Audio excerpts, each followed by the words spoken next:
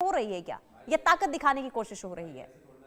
देखिए, पुनीता जी, मुनीर को chief of defence forces बना के बहुत शक्तिशाली कर दिया है। पाकिस्तान की लगभग 7 लाख के करीब तो सेना है, और उसके अलावा जो दूसरे पैरामिलिट्री वगैरह हैं वो भी इनके अंडर में ले आए हैं, एक इंटीग्रेटेड फोर्स के रूप में बनाया है। इसके अलावा एक उन्होंने रॉकेट फोर्स कमांड भी गठित किया है, उसका भी यही इन्हीं के लीडरशिप में होगी। तो मुनीर इस समय ऑल पावरफुल पाकिस्तान में हो गए हैं। एक तो यह है। दूसरा यह है कि जो अपनी सेना का उत्साहवर्धन करता है, और देखिए अपनी सेना का हर सेना का कमांडर होता है, उत्साहवर्धन करता है, लेकिन वो भारत केंद्रित है। और भारत केंद्रित इसलिए है कि अगर भारत केंद्रित नहीं होगा, भारत से पाकिस्तान के जो हुक्मरान हैं या पाकिस्तान की सेना है दुश्मनी का दृष्टिकोण नहीं रखेंगे, तो पाकिस्तान का अस्तित्व खतरे में पड़ जाएगा। पाकिस्तान की स्वयं की इतनी प्रॉब्लम है, तो वो भारत को डेमोनाइज करके ये दिखाना चाहता है कि भारत हमें हड़पना चाहता है या भारत हमें हराना चाहता है, भारत के हमारे दुश्मनी है। तो वो ये मान के चलते हैं कि पाकिस्तान के राष्ट्रवाद का जो स्रोत है वो भारत का विरोध करना ही है। अगर भारत से दोस्ती की तो पाकिस्तान का सर्वाइवल खत्म हो जाएगा। तो एक एग्जिस्टेंशियल प्रॉब्लम मानते हैं।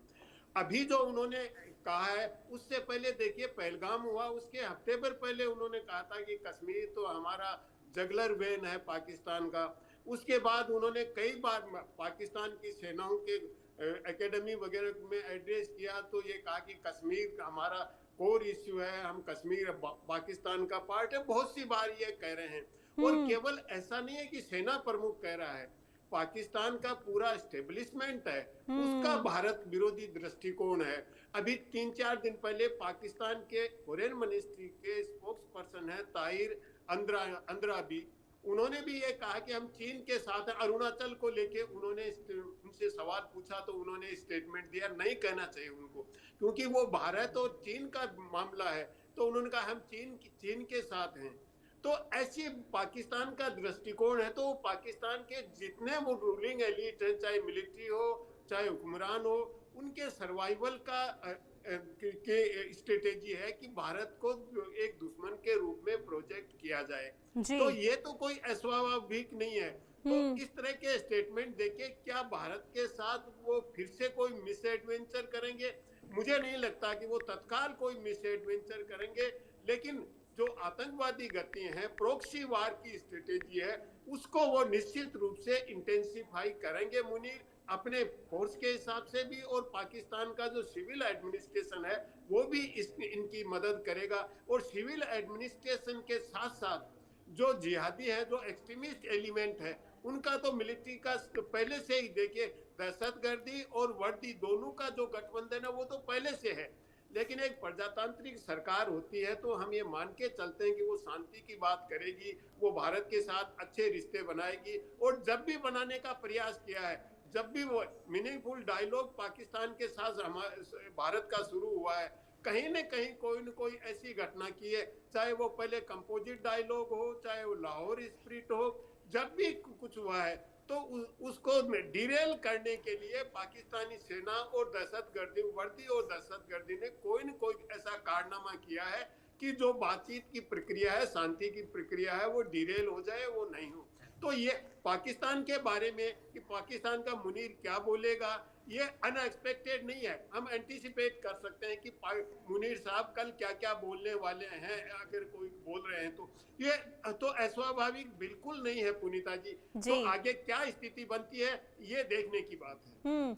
लेकिन अब अनुज सर जरा ये समझाइए, क्योंकि देखिए खाने को तो कुछ है नहीं पाकिस्तान के पास, जो हालात है और जो अर्थव्यवस्था इस वक्त पाकिस्तान के अंदर देखने को मिल रही है, उस स्थिति में अगर पाकिस्तान भारत को धमकी दे तो मैं ये समझना चाहूंगी कि आखिर क्या इतनी ताकत है पाकिस्तान के पास जो अब भारत को जवाब दे पाएगा, या फिर किसी और का शह मिल रहा है जिसके बाद ये धमकी भारत को दी जा रही है? ये पूरी की पूरी इबारत जो है वो किसी की शय पे लिखी जा रही है।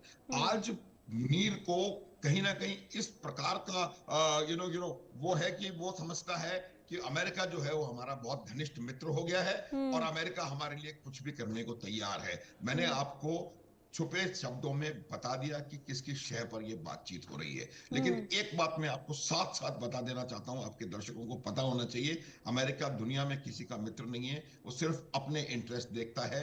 और मुनीर कहीं ना कहीं इस बात को नजरअंदाज करते हुए नजर आ रहे हैं। दो बातें मैं आपको बताना चाहता हूं। देखिए, सबसे बड़ी बात यह है कि पाकिस्तान को जोड़ के रखने वाली सिर्फ एकमात्र चीज है, वो एंटी इंडिया रेटोरिक। वो जितना श्रिल होगा वो उतना ही वो जो व्यक्ति है वो पाकिस्तान में अपने आप को स्टेब्लिश कर पाने में सफल होगा। यही वजह है कि मुनीर जब से सेनाध्यक्ष बने, आपसे नहीं, जब से सेनाध्यक्ष बने हैं, लगातार भारत के खिलाफ जहर उगल रहे हैं। सांप हैं, जहर ही उगलेंगे और कोई उससे उम्मीद भी करने की आवश्यकता मुझे लगता है नहीं है। और दूसरी बात यह है कि जो उनकी जनरेशंस को उनके फंडामेंटल इकोसिस्टम को डेवलप किया गया है, वो दो बुनियादी चीजों पे डेवलप किया गया है। और वो बुनियादी चीज ये है कि भारत एंटी इंडिया फीलिंग और दूसरा कि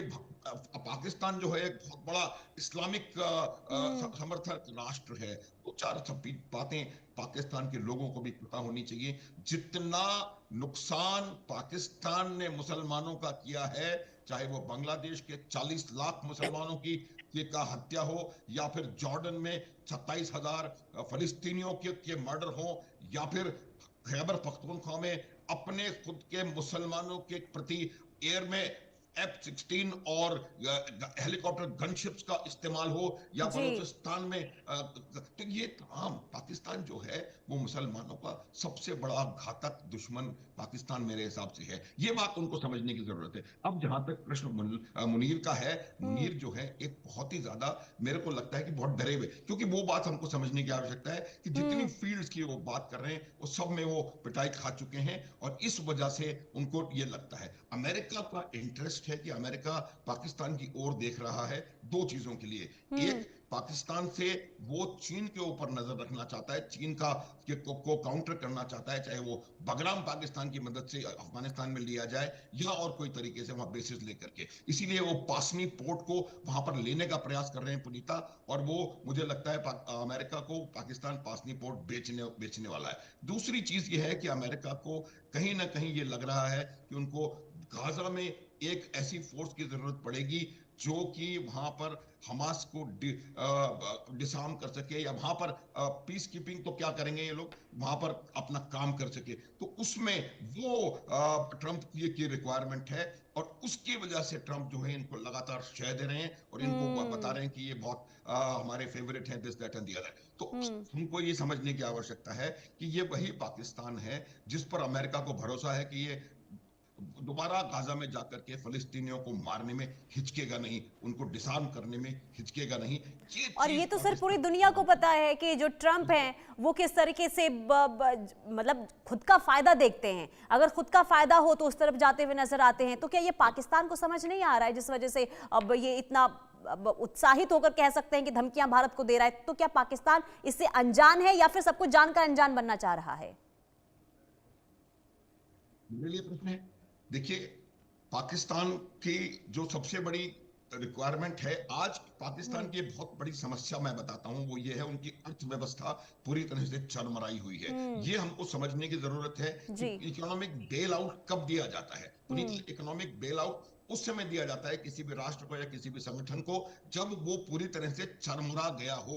ये एड नहीं है, ये लोन नहीं है, ये इकोनॉमिक बेल आउट है कि आपको एक समस्या से बाहर निकाला है, क्राइसिस सिचुएशन से बाहर निकाला गया है। और पाकिस्तान को 25वां इकोनॉमिक बेल आउट मिला है। तो पाकिस्तान को इस बात का पूरा ख्याल है कि उनकी अर्थव्यवस्था, उनकी आर्थिक स्थिति बहुत ज्यादा खराब है, और वो आर्थिक स्थिति सुधारने के लिए एकमात्र उनके पास जो वो है, वो पाकिस्तान को अमेरिका की गुलामी करना is the only way out. Pakistan इस बात को जानता है, इसलिए पाकिस्तान अमेरिका को अपने आप को अमेरिका के पूरी तरह से कब्जे में होता हुआ जाता हुआ नजर आ रहा है। हमेशा से ये पाकिस्तान को 3 चीजों ने रूल किया है। आप देख ले, 4 बार डायरेक्ट मिलिट्री रूल हो चुका है, 3 बार कॉन्स्टिट्यूशन सस्पेंड हो चुका है।